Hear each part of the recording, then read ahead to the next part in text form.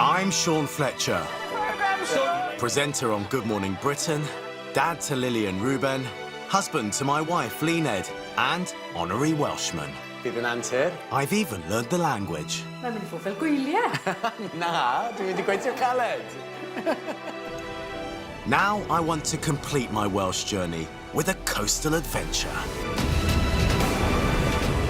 Wales was the first country in the world to have a continuous path that stretches around its entire coastline. And I'm heading out to explore amazing places It's beautiful up here, isn't it? along its 870-mile route. Meeting those who live and work Fantastic. on this winding piece of paradise. This place is just like heaven. And immersing myself in whatever the coast can throw at me. Keep going! Welcome to the wonders of the coast path.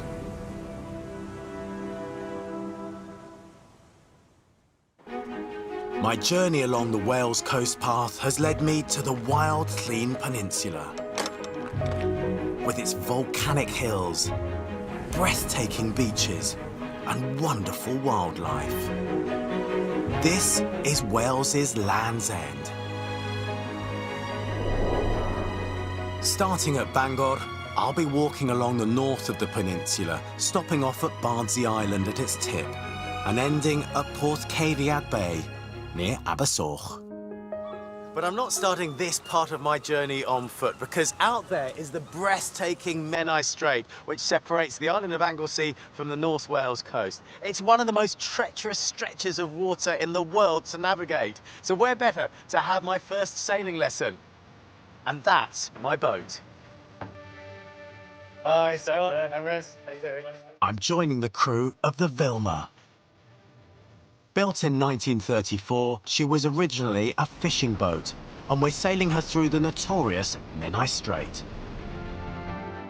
Carved out during the Ice Age 20,000 years ago, this saltwater river has one of the strongest tidal currents in Britain. But I'm in the safe hands of Vilma's owner, Scott Metcalfe, and ex-pilot boat skipper, Emrys Williams. We're now approaching the dangerous bit. Why is it dangerous? Well, it's a mile of rock-strewn water and very strong tides. We're entering the shallowest part of the strait, where the fast-flowing tide swirls around a rocky terrain, known as the Swellies. It's come from the word swallow. Lots of old wooden boats were swallowed up. They'd go aground on various rocks and sink. If you've got the winds in the right direction, you can sail through here. But if you get the timing wrong, they can be very, very dangerous indeed. There's a lot of nasty rocks there. This is the narrowest bit now we're approaching. There's a rock, we're just passing the tail of this rock here now, the Swilly Rock. Navigating this boat through the Menai Strait is a bit like navigating a ship through the Eye of a Needle. Yeah, an awful lot of boats have gone down there over the years. Emrys knows only too well how dangerous these waters can be. In 1953, his grandfather was the pilot, guiding HMS Conway through the Swellies. My grandfather was on the ship with the master, but on the day a tide turned sooner than they expected. They got to the halfway mark of the Swilly Rock, and my grandfather said, well, she's definitely not going to make it. And he advised them to take her back, but they ignored his advice. Swept away by the powerful tide, HMS Conway ran aground. Thankfully, we've got through without a hitch. And as if the weather was matching our mood, suddenly the sun breaks through and we can set sail. Do you want to help me get the sails up? Definitely, yeah. Right. Okay. Okay. Then figure of 8 round the pin. And keep going round. Keep going down.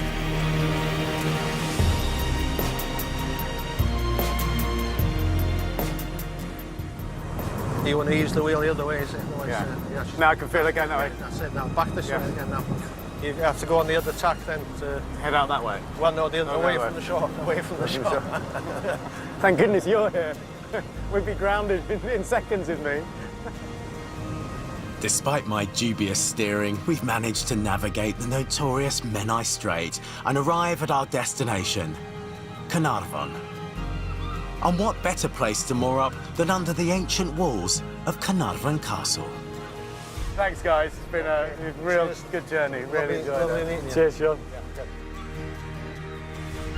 From Carnarvon, the path winds its way along the Llyn Peninsula's spectacular north coast. Part of the beauty of walking the coast path is that you never know what you'll see around each corner. But you probably wouldn't expect to encounter this. Wales Coast Path Officer Rhys Roberts is walking the entire stretch of the Llyn Peninsula wearing a backpack straight out of science fiction. Shemai, Rhys. Hiya, John. Sut 'ych chi? Gres y ffordd. Well, what on earth is that thing? I'm having backpack envy looking at yours. It's huge. It's Google Tracker, and it's helping us mapping the coastal path. And how much have you got to go? We've got roughly 140 miles. It's quite a job. Yeah. We better get on, haven't Yeah. we? The Google Tracker has 15 cameras that take an image every 2 seconds. Clever software helps stitch the images together to create one seamless 360-degree view. I can't work out whether you look really cool and futuristic, like Buzz Lightyear or something out of Back to the Future. People must come up to you and ask you what you're doing. Yeah, but you can't stop for long to say hello. And So you're not allowed to stop? Well, you can stop for a few minutes here and there, but you have to pause the machine. It's a bit complex, so it's easier just to keep on walking, really. I'm walking, hear the need, I'm talking, but you and me, I'm moving. Most people would be familiar with the street views of towns and cities. Why are you doing it on the coast path? It's just something maybe to, open it up to a wider audience. Not everybody can come and walk the coastal path. Must be quite hard for you with that thing on your back. Is it heavy? Yeah, it weighs about 20 kilos. Wow. We split the mileage between three of us, but we still do a good few miles together. You'll still be really fit by the end of it. Hopefully. After a mile or two, I'm starting to feel a bit guilty watching Rhys do all the work. Time for me to have a go at Google trekking the coast path. It's quite hard to keep it straight. It wobbles quite a bit. Yeah. It's a bit like having my 16-year-old son on my back. What is it about Llyn that you really like? I mean, I just think the views are great. Living here is just fantastic. Surrounded by the sea, got a few mountains, fantastic place. Yeah, yeah. I'm having to battle the wind a bit now. Yeah. I think there'll be quite a few wobbly shots on this.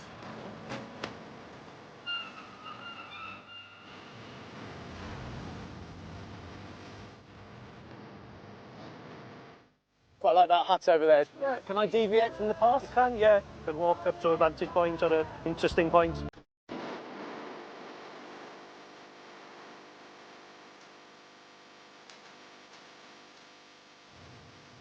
Well, this looks like a fitting place for me to end my contribution, I think. Yeah. 140 miles of this. Yeah. Hats off to you. Thanks very much. Diolch yn fawr iawn. Diolch, Sean. Pob lwc. Diolch fawr. Ta, Rhys. Ta-ra. As my first day on the Llyn Peninsula comes to its end, I've made my way to its tip at Llyn. If, like me, you live in a city, the chances are you never really see a truly dark sky because of the impact of artificial light. But out here on the very tip of the Llyn Peninsula, there isn't a village or street lamp for miles. In half an hour's time, this will be one of the darkest places in the UK. So it's the perfect spot to take in the night sky. To find out more about the night skies of Llyn, I've arranged to meet up with Dark Skies Officer Danny Robertson and astrophotographer Gareth Morn. Welcome to Llyn, the darkest place in Wales. I can see the moon glowing over your shoulder there. Yeah, it's glowing now, but once it gets dark enough, it'll be superb. The Llyn Peninsula is also one of the best places in Britain to photograph the Milky Way. How amazing is that? That's an entire galaxy. It's just incredible, isn't it? I mean, that just looks like smoke rising, but it's not. It's nothing like that, is it? No, it's a cliff of stars that look like clouds. It does start to look milky, so that's where its name comes from. To really see the night sky properly, Danny gets us all to lie on our backs. Can I just point out that I wouldn't normally lie down in the dark with people I've just met. It's quite relaxing, though, isn't it? It is relaxing. Tonight, the stars are playing hard to get, hidden by the glow of a perfect moon. How important is light pollution and how big a problem is it? It's a really big problem. We are all aware that we need daylight. It's equally important to get a decent quality darkness. And only 2% of the British population now get to see quality night sky because light pollution's become such an issue. And they think it's one of the leading causes now into increases in poor mental health. So you mentioned you sleep with an eye mask now. So that's a really, really good way. That was a secret. That's a good tip. I do sleep with an eye mask, and that's because, you know, it's too light in my bedroom and I need to sort of have my eyes blacked out to sleep. You do, and our brain makes different chemicals and different hormones when we're going to sleep, when it knows that it's dark. So it can lead to things like an increase in diabetes and hormonal cancers, even things that serious. We're just basically just wrecking our natural rhythms. Wow. When I think of the dark and the role it plays in our mental health, you guys have sort of shone a new light on the darkness for me. Coming up, I explore magical Bardsey Island with Warden Hannah. Good to go. Up. And her four-legged friend. It's beautiful up here, isn't it? And I hit the waves with a local surfing hero. Everything I do, everything I experience, I'm like, this is like a gift.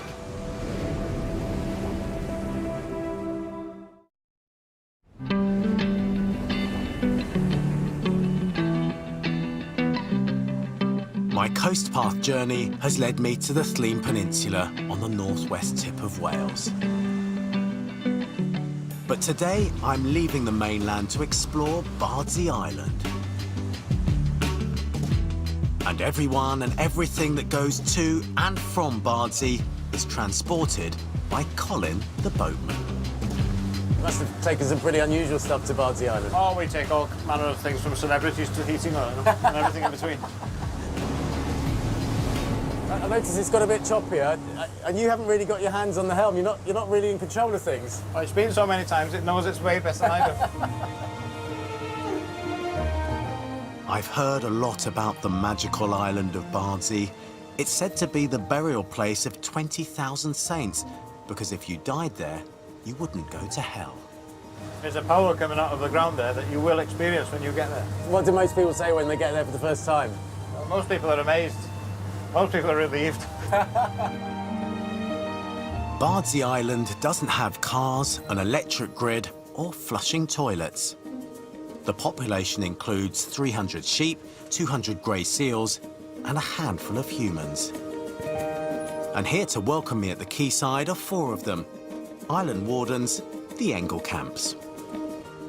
Hello, Shemai. Hello, Hi, Shemai. Hannah. Hi, Croeso. Reece. Good to meet you. And who have we got here? Hello. Hello, Ashan. Shemai, Sidchi.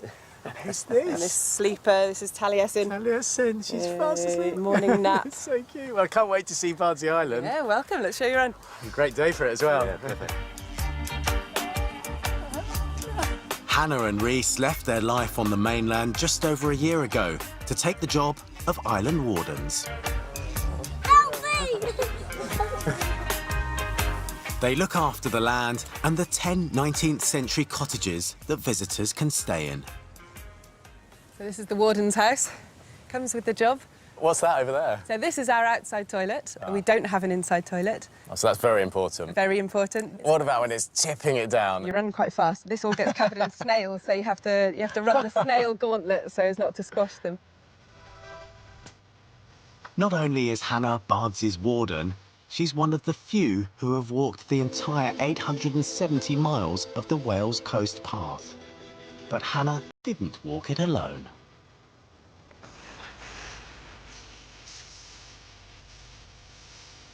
Meet Chico. Lots of people who've done the Wales Coast Path, all 870 miles of it, but not many who've done it with a donkey. Well, only one, and that's you. Yeah, so far, I don't particularly recommend it to anybody else. You can't force them to do anything. Carrots don't work and sticks don't work. I'd rather feel the earth beneath my feet. There were a couple of days where we camped within view of the last campsite. That must be so frustrating. They were dark, dark days. So how did you get him to move? About 500 miles in, I started walking without him on the lead, and he followed me because he wanted to. And that was the moment at which the whole walk became something different. It became about companionship instead of coercion, I guess. Yeah. Time for Hannah to put her trust in Chico to the test, because we're all heading off to conquer the highest point on the island. So what's this building? So this is the 13th century Augustinian abbey, or the remains of it, and part of the spiritual life of the island. Has Chico gone AWOL, by the way? And now for something else you don't hear every day. Sorry about our donkey. Oh, that's your donkey. Yeah, I know. We're going for a little walk, and we're being led by the donkey, I think. You are. And where are you from? So I'm doing the Wales Coast Path walk, and this lady Hannah has actually done it with the donkey. Oh my God. Come on, Chico, come back. Chico. All right, we'll leave you to Right, pop that on there. Chico. Stop. Chico.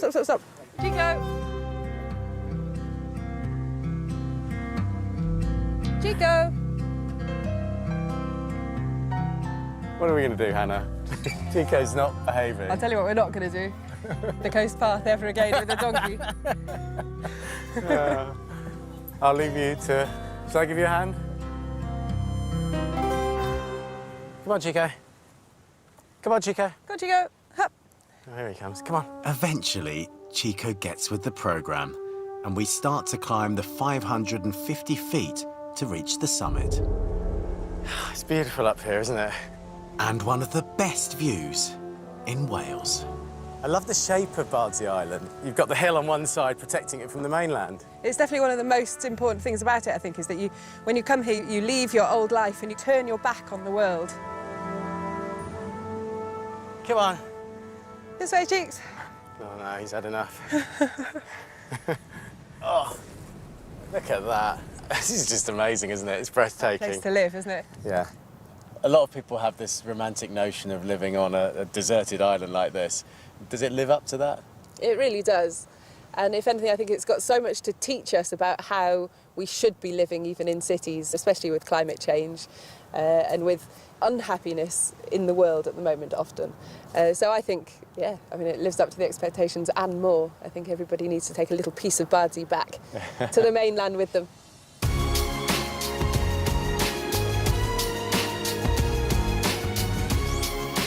Time for me to head back to the mainland. The coast path takes me through the seaside village of Aberdaron and onto the pot of Welsh golden sand that is Port Ceiriad Beach. And whenever the waves are pumping, the chances are you might run into local surfing hero Llyn Williams. Well, I started surfing when I was like 13. Instantly fell in love with it. When I'm in the ocean with a surfboard, nothing else matters. Surfing is the best thing, really. When he was 16, Llyn was run over by a car. One day, your life completely changed in an instant. Yeah, so I was skateboarding back towards Amsoch and a car came and struck me down. I dislocated one hip and then the other hip came straight through my pelvis. So I was in the ambulance on the way to the hospital and the ambulance stopped and my mum and dad were chasing it and they were like, oh no, that's him, he's died.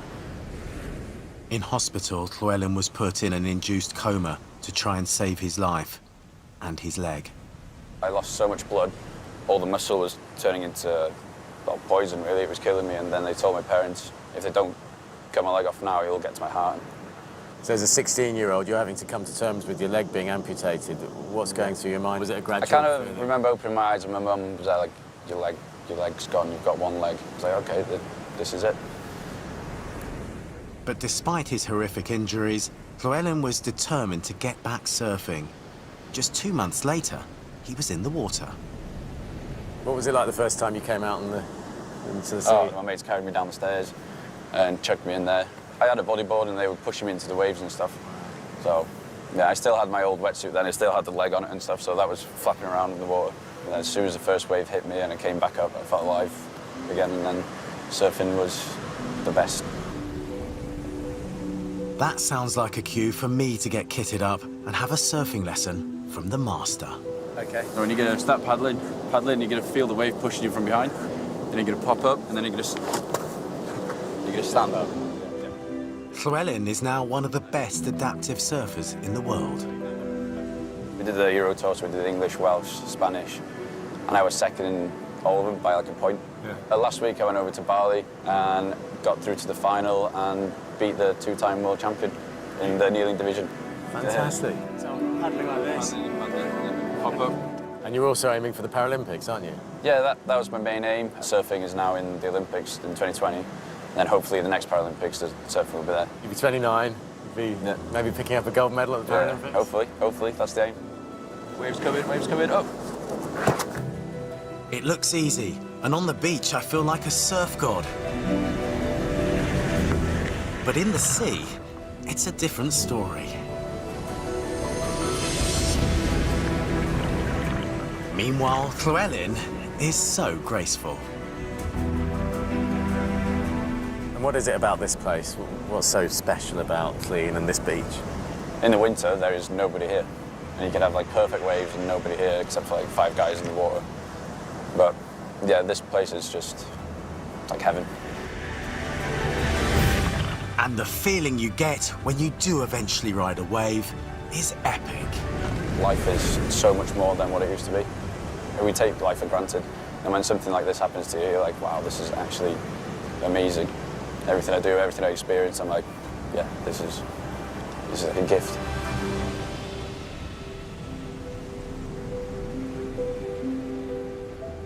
Next time, my coast path walk continues south down Cardigan Bay. When I battle the local knights, discover a lost landscape, It's about 3,300 years old. and race with the locals. You got this, guys! Come on!